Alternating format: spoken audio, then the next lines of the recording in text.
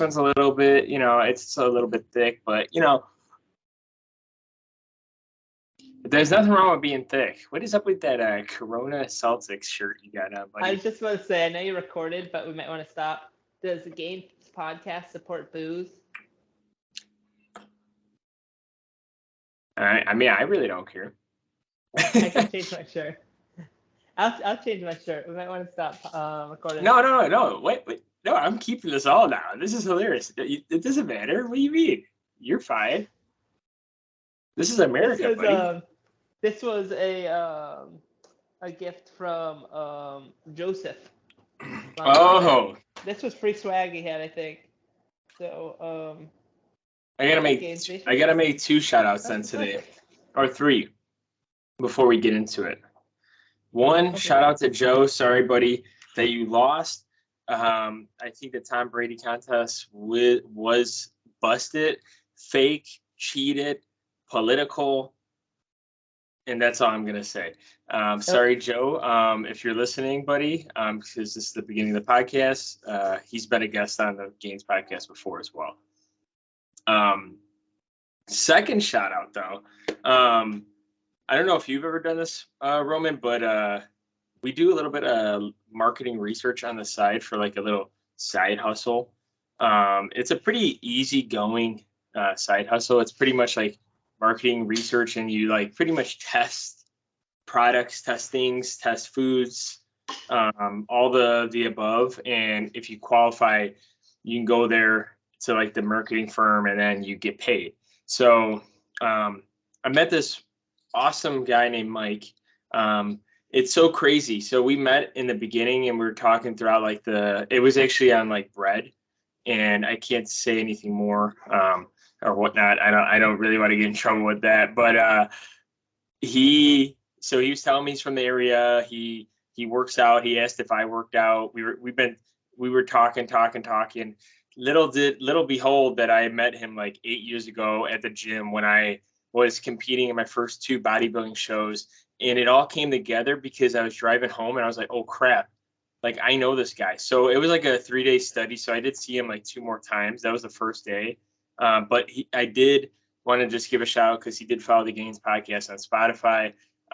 He's like 46 years old with 4 kids, and he's in like pretty darn good shape for a 46-year-old, and he's pretty jacked. So shout out to those 46-year-old fathers that are continue to lift, continue to be competitive with their 4 kids and all that good stuff, because that's awesome. I love it. And an awesome guy. And we were just, besides the stuff we were doing, like we were just chit chatting away about like lifting and stuff. And I told him we had a podcast. I was like, you know what? If you want to talk more, get more information, or talk to me, like hit me up on Gainz podcast. So yeah, so I told him about that. And the third shout out, Roman, ready for this? I just drank it all. Did I mention it on Prime Day? I got some fruity Pebbles cereal protein powder, and as you saw that glass, I actually just did a cup of whole milk with some water and that protein, 2 scoops of that protein. Oh baby, it literally tastes like you're drinking like after you got done eating a bowl of fruity Pebbles and you drink that milk. That's pretty much what you're like drinking. It's like they gave you that fruity pebble dust in a protein powder and mixed it with like maybe like a little bit of vanilla, like give a little hint of that vanilla. They give you that little fruity pebble crack, and then they added some vanilla. And what's up? What are the macros on it, buddy? Yeah, so the only problem about this protein, it's a dimetized isolate fruity pebbles. It's 0 grams of fat, 22 grams of protein, and I think like 2 or 3 grams of carbohydrates in every scoop. 5.5 grams of BCAAs, and it has a 2.2 grams of leucine for every scoop. Nice. It says it's tested for banned supplements. Don't know if that's true or not. I can't confirm or deny that statement. It's usually like $90 for 5 pounds. I got it on Prime Day for like $60, so it was like $30 off. So it's pretty damn cheap. Protein is skyrocketed high right now. The only problem I have with this protein powder is we also have MTS Nutrition Protein. which is owned by Mark Lobiner, which I've said it probably plenty of times before, is I've worked out with him twice. He's the owner of MTS Nutrition and the owner of Tiger Fitness. And his protein powder is a little bit better. So because I want to explain this a little bit more and just stop talking because I don't want to talk too much about this, but because of the low fat grams in protein powder, I usually do like protein waffles and actually protein cakes with protein powders sometimes. And like most of the time I don't really drink protein powder. That was actually the first time in a while because I just got like a gallon of whole milk and I was like, yeah, I'll just drink it. But the like 0 grams of fat or the low fat protein powders, they're really bad with baking. They tend to be a lot drier. So like when you microwave something or put something on like the waffle skillet, it typically dries out like the batter. Like I put like 2 eggs in the batter for like the protein waffles, and like the waffles were still pretty dried out. So that's the only downside about that. If you're looking for more of a baking protein, what I've noticed is like the fatter protein powder is, the like more, I guess, moist, you get like a consistency in a baking situation. I know I'm weird, and I know the most of the population are like, well, Antoine, I just drink it with water or milk.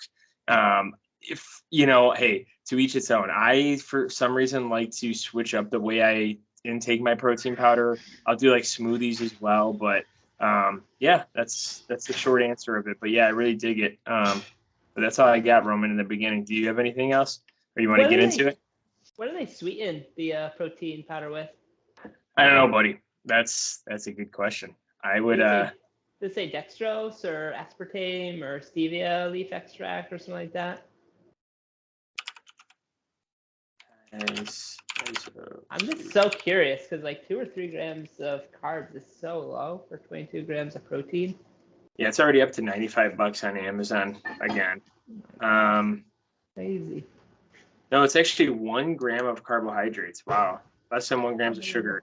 So the protein it has is hydrolyzed whey protein isolate, natural and artificial flavors, less than 1% of edible glitter. Oh wow, edible glitter, gum, arabic, FD, and C, red 3, red 40, blue 1, salt, soy, lecithin, sucralose, and stevia. So sucralose and stevia. Yeah, they're non-nutritive sweeteners. I had a feeling because it's so hard to make something like taste sweet. It's pretty darn sweet too. Yeah. Yeah, so I was right. 2.6 grams of leucine. So it's 5.5 grams of BCAAs and 2.6 grams of leucine per scoop. And it's pretty low. Yeah. So that's 5.2 grams of leucine. And I think what leucine thresholds are between 2 to 3 grams is the theoretical limit. Like lower limit. Yeah, buddy. And then and then typically if I don't have protein powder, I will load up on like cottage cheese, Greek yogurt. And I think that's about it for like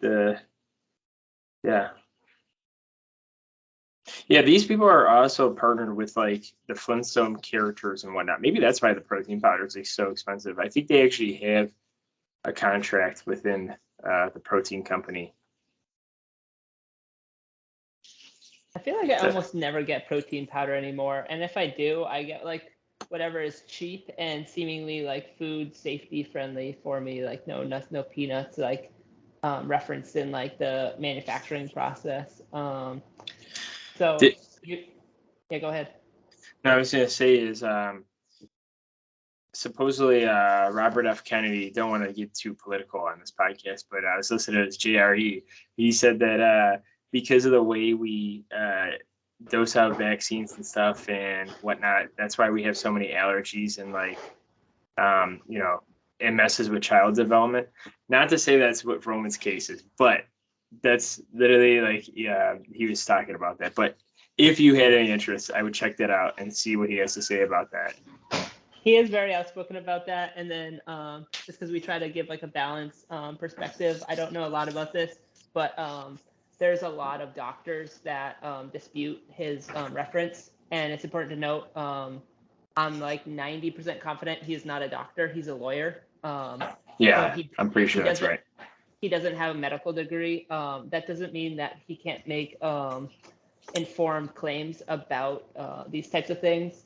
But just to add more sound to the perspective, other people blame different additives to plastics, and they correlate that doctor, that lady that was on Jerry as well. There you go. Talk to her. What was her name again? I don't even know. You could do a test too and everything. Swan or something. I don't remember. So yeah, they could do the taint test. Exactly. That's exactly what I'm talking about. Yeah, some people attribute it to that. There's some noise in the allergy community, I think, around fertilizers, pesticides, fungicides that became commercially viable with an explosion in allergies. So I'm not saying that it's not like due to like the rise of vaccines, but there's a whole lot of other things that were going on. I don't know enough to make the claim. I think in general, the consensus is that vaccines are extremely effective and have either reduced or in some cases even eliminated certain like illnesses or ailments that we've like suffered from.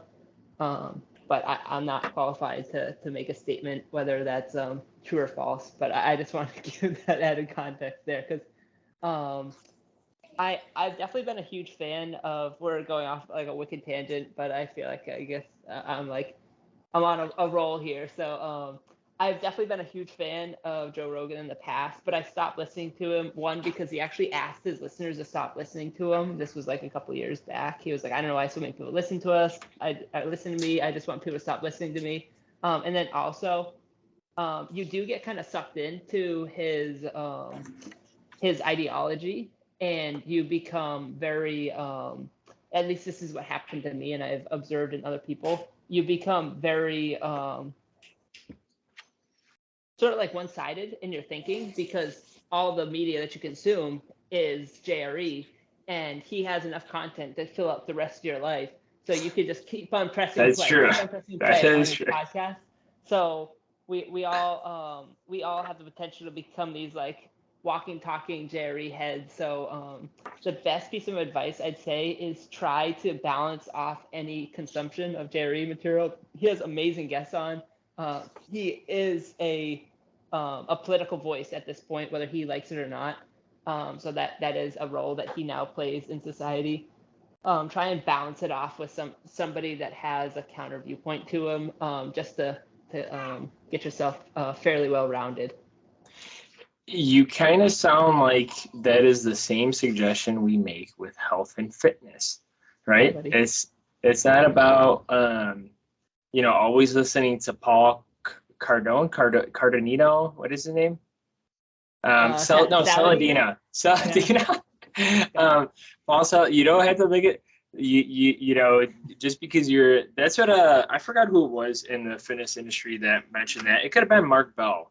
I forgot who it was, but it's like, most of the time people will get even one-sided with the following, right? So like, just because you follow Paul Saladino, maybe your next nutrition / fitness person you're following is Liver King.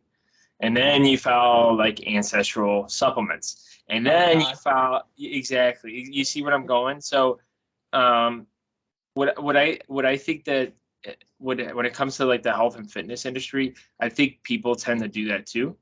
Because you're on that topic when it comes to like one-sided like conversations. And what I've learned too is to like love it and hate it. Because I forgot who it was. I think it was Mark Bell, but like just because I don't follow Liver King on Instagram, right? His Snapchat like profile still comes up on my feed, and I don't follow him per se, but it's like always suggested because of the algorithm. Hey, I'm looking up stuff about health and fitness all the time. But see, the thing is, I still watch his stuff. And when we did our whole like Liver King episode for 30 or 40 minutes, we talked about like, yes, people should probably be digesting liver here and there. It's probably decent. It's probably a good medicine for your healthy diet or healthy way of eating, that maybe you should add liver in. Maybe you should add in other organ meat, right? Instead of using supplements all the time or using like pills to supplement your way of eating and, you know, your so-called like crappy diets, right? So I think there's a time and place where you kind of have to look at both. And I get what I love what Roman was saying. It's like, just because you listen to the Gainz podcast doesn't mean you can't listen to, like, you know, I don't know. I don't even know if Paul, like the episodes of Paul Saladino on Joe Rogan, you know, because we don't really support a carnivore-led diet, which we don't really support any diets.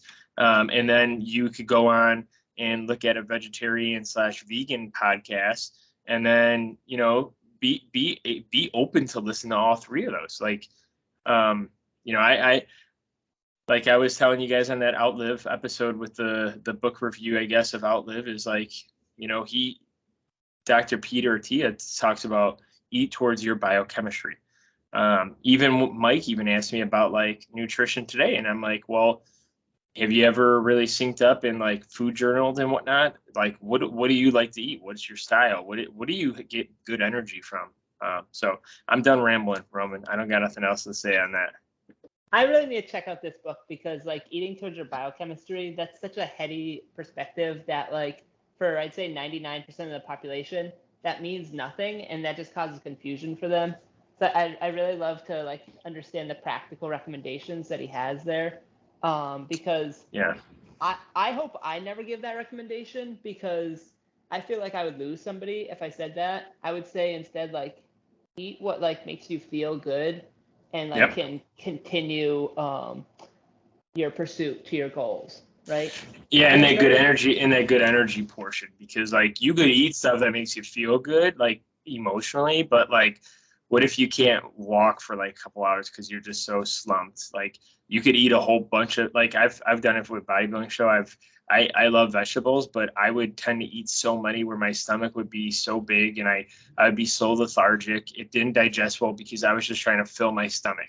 You know, it's like same thing with like, you know, it could make you happy, but you have to kind of take note, right? It's like, what other things that make me happy that can make, like, if rice makes you feel like crap, but yellow sweet potatoes make you feel good, and that makes you get good energy, I would rather see you eat more yellow and sweet potatoes, because you could do a variety of stuff with those.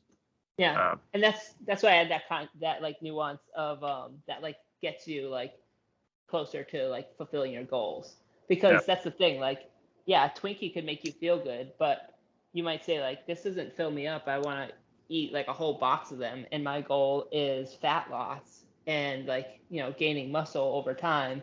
So how is this getting me close to my goal? It doesn't mean that you eliminate Twinkies like entirely, but like if you're dieting, is like a Twinkie per day, like, is that something that you can allow?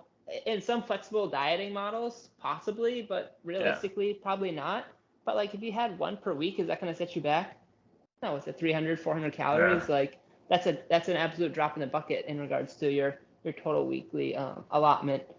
So it's very vague when we put it that way. But I guess kind of continue along this point, I would say if you encountered something for the first time, like the carnivore diet, try and think about like what the opposite diet would be. It might be a vegan or vegetarian diet. Yeah. And or even like a or even a low fat, high carb diet. Like, even if you didn't want to lose the meat, like, try a high carb, low fat diet. But keep going. Sorry.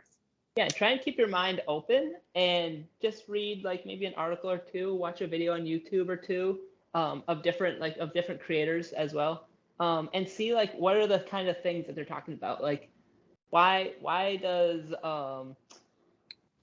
oh gosh, I can picture his face right now, but I can't think of his name. Sean Baker. Why does Sean Baker eat a carnivore diet? Well, he does it for performance reasons. He does it because it makes him feel good. He does it because he works well on a ketogenic diet, so that works well for him. Why does Lane Norton like consume a flexible diet? Like, why is he a huge fan of flexible dieting? Lane loves his sweets. Like, Lane will say like, I love Skittles. So like if I can fit like a handful of Skittles in like while I'm dieting, like that's baller for me. So that's something that like works for him or makes him feel good. So you'll see that there's overlaps, right? both of these like very knowledgeable individuals in the fitness industry, they both say like, hey, I eat a diet that like makes me feel good and makes me perform well. So if you're eating food, like for me, like I love fried food, but I have to limit my fried food that I eat because it doesn't give me the best like digestion. Like I don't digest it all that great. Like Yeah. I'll have Hmm. like the most runny diarrhea poops. Like I'm sprinting to the bathroom the next morning.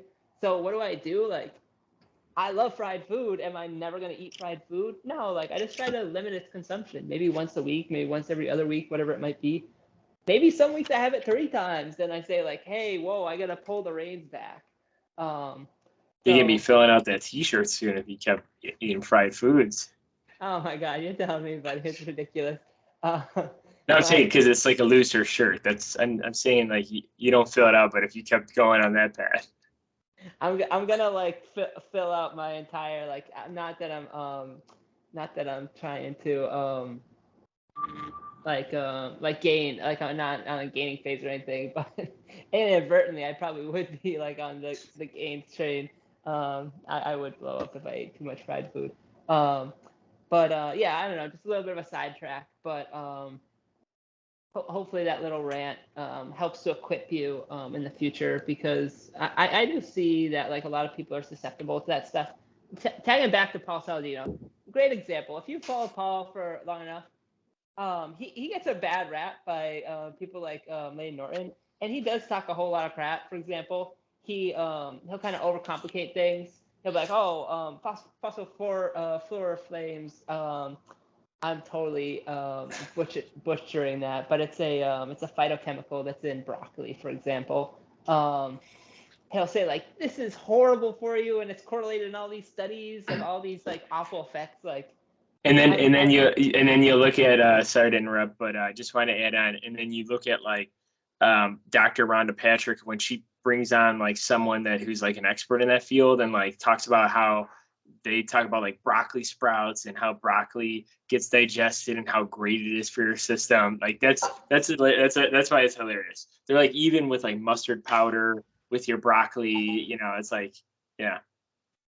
Yeah, if you follow Paul for long enough, you know that he did keto and he did carnivore. And he said that this was the ultimate diet and that he would never go back to eating carbs. Well, guess what he does now? He went back on Joe Rogan and he's like, well, I actually think that honey is good for you because it's very Yeah. natural. And he commits like a whole bunch of different fallacies, like the naturalistic fallacy. And then he says like blueberries. Blueberries seem to be not so bad for you. So I eat blueberries as well.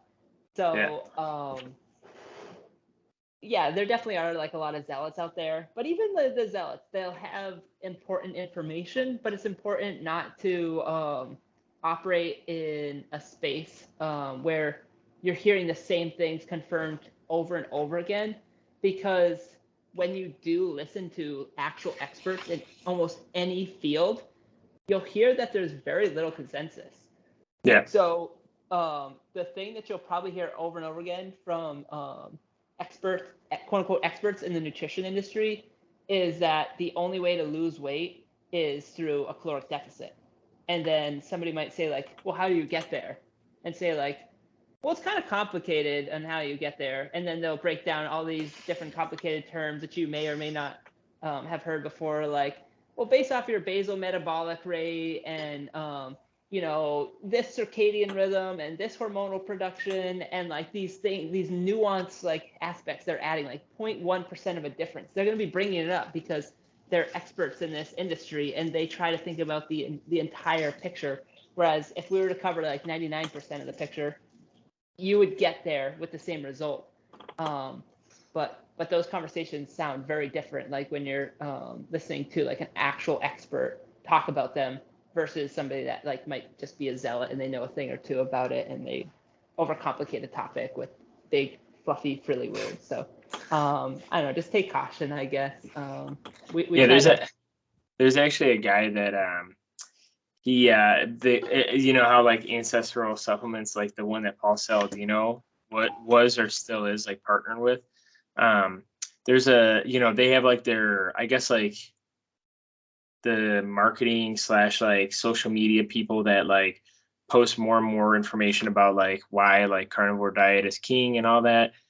And then like they'll go to like the person will go to the grocery store and say like, why you shouldn't eat this, why you shouldn't eat that. And then there's a really good account, actually, I forgot his name, but he actually, since he thinks like most of their stuff is like too granular, too like straight to the point, where it's like kind of like, kind of opposite of what you would kind of, explain to people. He goes back and then like finds video proof of them saying like, so wait, why would they suggest this when in this last video they said this? So like there's so many contradictions in like their media department when it comes to like that supplement company. And because they use like their recommendations with food and stuff to help market their supplements and stuff like that too. But it's a pretty good account. The other piece too on this too, it's like with like media consumption, and we've talked about it too, it's like not only with like the way of like eating and stuff, but like the way people look and things like that, like the impossible ways that people can look. They can somehow eat what they want and then achieve that body goal.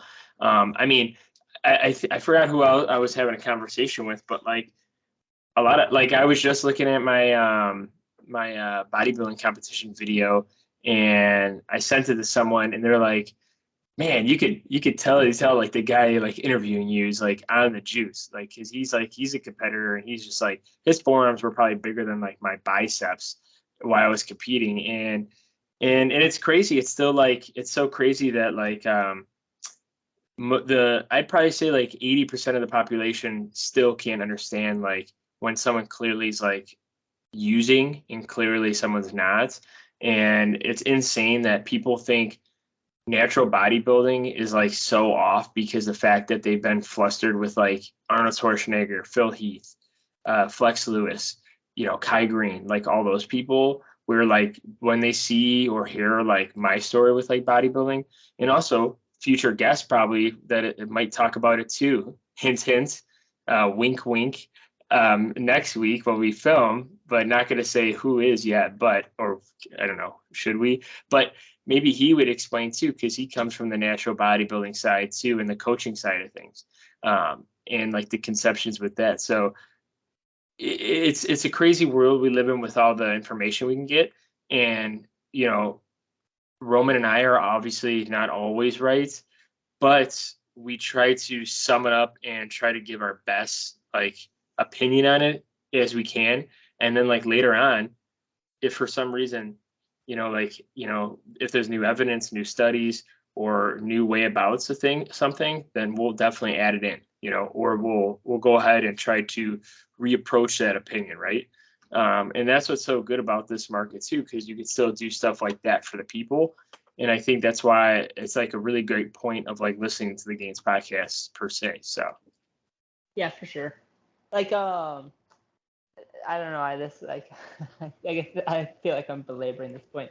But going back to like organ meats, like there's a number of different like populations that wouldn't benefit from that. But like all you'll hear, like if you like type in like benefits of organ meat, like you'll go just down this like this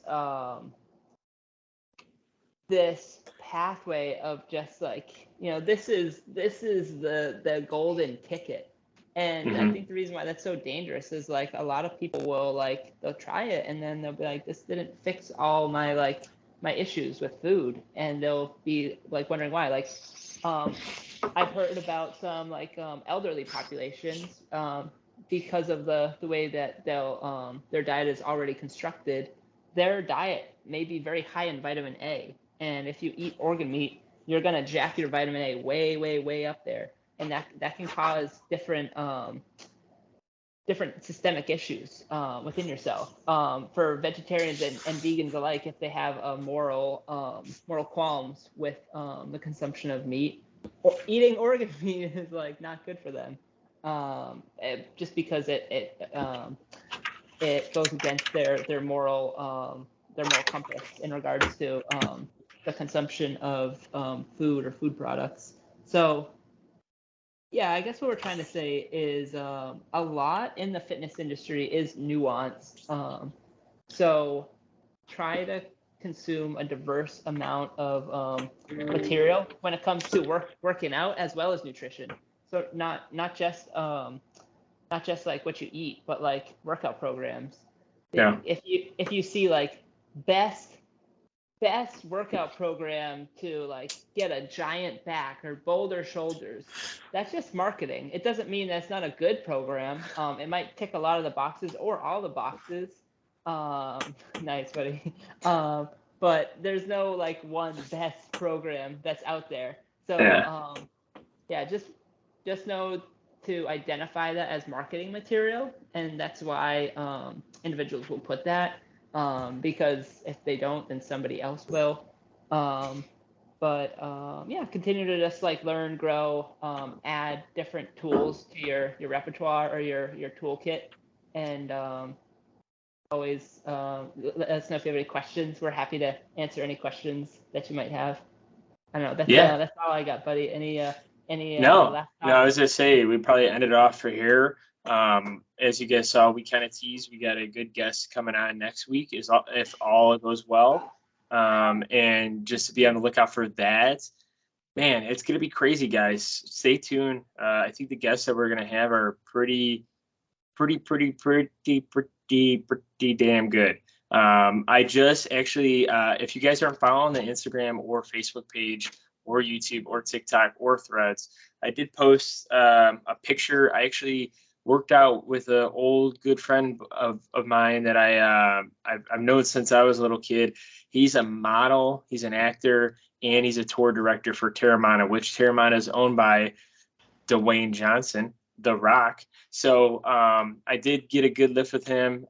He's a pretty big awesome like person that know and have on my side. And I did ask him to be on the podcast yesterday while we we're lifting, because think about it, we're trying to give different aspects of health and fitness. So why not show people who are maybe interested in like the acting and modeling stage of things. And I'm not gonna lie, man, he's 35 or 36 years old and he looks damn near great. Like, he's still keeping at it. And health and fitness has been his goal ever since he started his career in modeling and acting. And he's doing really good things with Terramana. And then we should have some other guests aligned for like around the August timeframe as well. So be on the lookout and follow us on our platforms, and we'll see you guys on the next one. Peace.